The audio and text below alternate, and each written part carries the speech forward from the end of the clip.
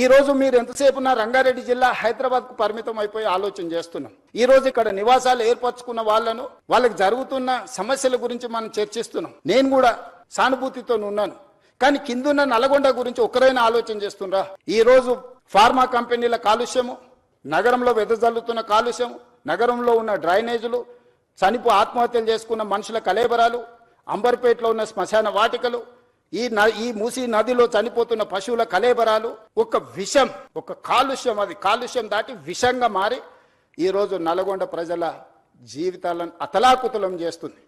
ఒక స్టడీస్ ప్రకారము World Health Organization has given no ఇక్కడ లివబుల్ కండిషన్స్ ఇది నివాస యోగ్యమైన ప్రాంతం కాదు బికాజ్ ఆఫ్ ఫ్లోరైడ్ అని చెప్పి ఒక పక్కన నల్గొండ ప్రజలకు ప్రకృతే ఒక శిక్ష విధిస్తే, ఈరోజు మానవ తప్పిదాల వల్ల ఈరోజు మూసీ నది పరివాహక ప్రాంతంలో ఉన్న గ్రామాలు భువనగిరి నుంచి ఆలేరు వరకు, ఆ కిందికి వెళ్తే వాడపల్లి వరకు వెళ్తే ఆ నదీ పరివాహక ప్రాంతంలో నివసిస్తున్న వాళ్లకు ఆడపిల్లలకు పెళ్లి అయితే ప్రెగ్నెన్సీ ప్రాబ్లమ్స్ ఉన్నాయి. ఈ రోజు ఆ ప్రాంతంలో పిల్లనివ్వడానికి వెనక ముందు ఆలోచన చేస్తున్నారు. ఆ ప్రాంతంలో పండించే పంటలు ఈ నీళ్లను వినియోగించడం వల్ల తినడానికి ఉపయోగం లేని పరిస్థితులు వచ్చినాయి.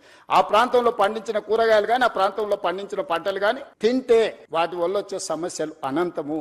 నల్గొండ జిల్లా ప్రజలకి శిక్ష అవసరం ఉందా? ఆ ప్రజల్ని కాపాడాల్సిన బాధ్యత ఎవరు? నల్గొండ ప్రజలు మన వాళ్ళు కాదా? మనతో లేరా? రంగారెడ్డి జిల్లాలో మొదలైన మూసా ఈసా నది హైదరాబాద్కు నగరకు రాగానే కలుషితం అయిపోయింది, వ్యర్థాలతో నిండిపోయింది. మానవ కలేబరాలతోని, పశువుల కలేబరాలతోని, పరిశ్రమలు వెదజల్లుతున్న కాలుష్యంతో ఈ రోజు భరించలేని కంపు. ఒకనాడు ఎంత విశాలంగా ఉన్న మూసీ నది ఇలా మీకు అందరికీ హిస్టరీ అంతా, చరిత్రనంతా కూడా మా అధికారులు మీకు చూపించే ప్రయత్నం చేసిండ్రు, వాస్తవాలను వివరించే ప్రయత్నం చేసిండ్రు.